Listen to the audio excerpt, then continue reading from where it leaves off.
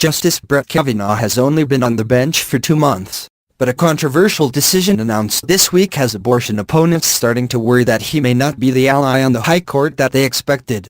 On Monday, the court announced that it would not review 2 lower court decisions that temporarily banned Louisiana and Kansas from cutting Planned Parenthood's Medicaid funding. While 3 of the court's conservatives voted to take up the cases, Kavanaugh and Chief Justice John Roberts declined to join them, ensuring the cases would not receive the necessary 4 votes for review. Despite a claim of vindication from Republican Senator Susan Collins of Maine, who voted to confirm Kavanaugh after he assured her that he viewed the court's abortion precedents as settled law, progressives have cautioned against reading too much into Kavanaugh's vote. The question the cases presented was not about the legality of abortion, but instead over whether individuals have a right to challenge a state's determination that a Medicaid provider is qualified. But opponents of abortion are already sounding alarm bells, frustrated that President Donald Trump's second nominee to the court declined his first opportunity to hear a case that could have ramifications for America's largest provider of abortion services.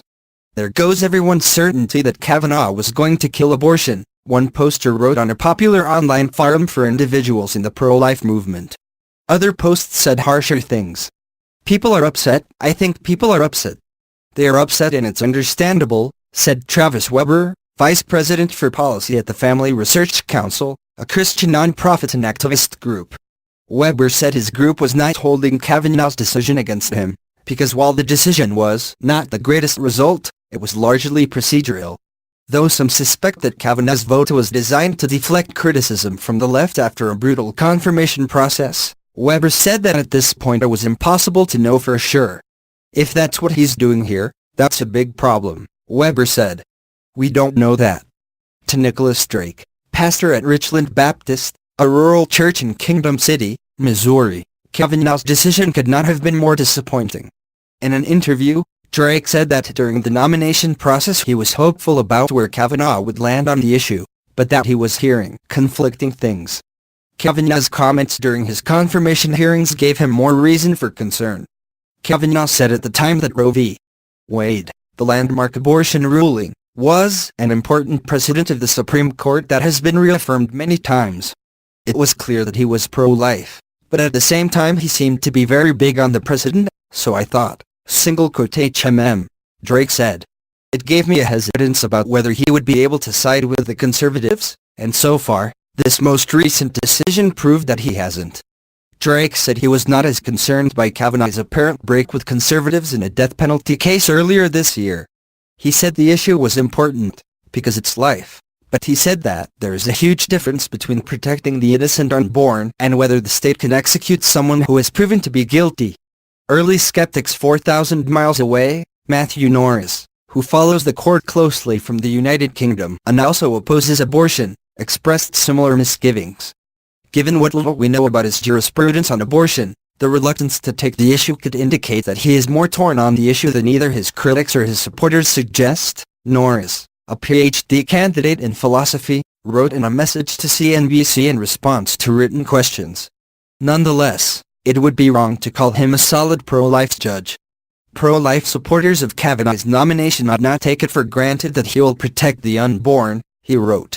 While many anti-abortion groups celebrated Kavanaugh's nomination, some have been skeptical all along. For instance, the American Family Association, an influential Christian group, issued a statement following Kavanaugh's nomination in July saying it was deeply concerned about how Kavanaugh might rule on issues concerning reproductive rights and religious liberty.